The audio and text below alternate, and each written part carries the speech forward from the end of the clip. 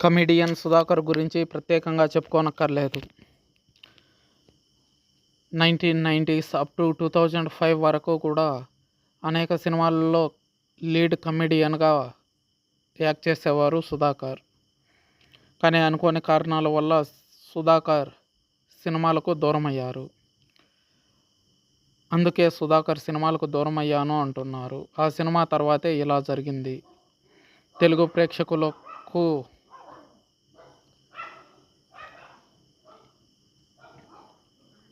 హాస్యాన్ని పంచిన నటులలో సుధాకర్ కూడా ప్రముఖుడు.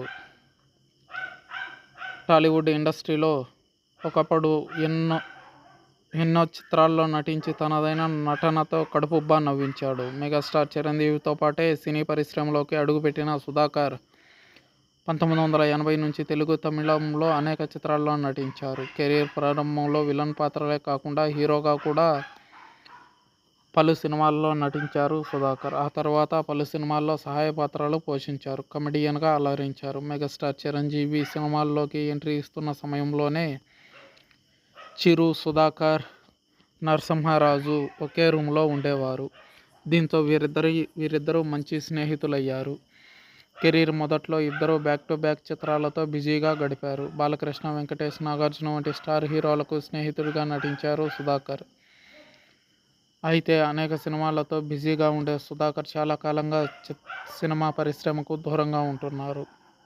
కొన్నాళ్ళ క్రితం బ్రెయిన్ స్ట్రోక్ రావడం, ఆ తర్వాత అనారోగ్య సమస్యలతో ఇండస్ట్రీకి దూరమయ్యారు సుధాకర్. ఇటీవలే బుల్లితెర ద్వారా మరోసారి ఆడియన్స్ ముందుకొచ్చారు సుధాకర్. గతంలో లాగా కాకుండా అనారోగ్య సమస్యలతో బాధపడుతూ అసలు గుర్తుపట్టడానికి వీలు లేకుండా ఉన్నారు. ఇటీవల తన కొడుకు బెన్నీ కూడా సినిమాల్లో నటించారు. తాజాగా తన తనయుడు బెన్నీతో కలిసి పలు ఇంటర్వ్యూలు ఇస్తున్నారు సుధాకర్. తాజాగా ఓ ఇంటర్వ్యూలో పాల్గొన్న సుధాకర్ తాను సినిమాలకు ఎందుకు దూరం కావాల్సి వచ్చిందో చెప్పుకొచ్చారు. అలాగే తన కొడుకు బెన్నీ గురించి కూడా ఆసక్తికర కామెంట్స్ చేశారు. వెంకటేష్ నటించిన సంక్రాంతి తన లాస్ట్ చిత్రం అని, ఆ తర్వాత తనకు బ్రెయిన్ స్ట్రోక్ వచ్చిందని, అందుకే సినిమాలకు దూరం అయ్యాను అన్నారు. ప్రస్తుతం తాను రిటైర్ అయ్యానని, ఇప్పుడు తాను సినిమాలు చేయలేనని, తన కొడుకు సినిమాలలో తన లోటును భర్తీ చేయాలని అనుకుంటున్నట్లు చెప్పుకొచ్చారు. కానీ సుధాకర్ తనయుడు మాత్రం తన తండ్రి వయసుకు తగ్గట్టుగా ఏదైనా పాత్రలు వస్తే నటింపచేయాలని అనుకున్నట్లు చెప్పుకొచ్చారు. సుధాకర్ సంక్రాంతి చివరి మూవీ అయినా ఆ తర్వాత అనేక సినిమాలు విడుదలయ్యాయి. సుధాకర్ ఇప్పుడిప్పుడే పలు ఇంటర్వ్యూల్లో పాల్గొంటున్నారు.